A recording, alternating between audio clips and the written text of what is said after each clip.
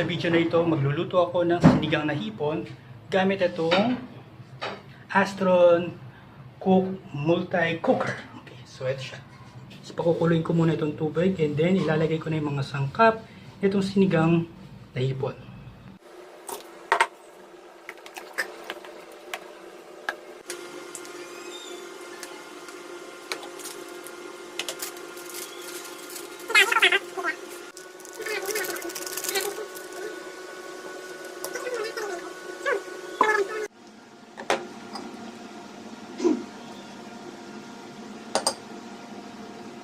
So ngayon, tingnan na natin yung niluto nating sinigang na hipon.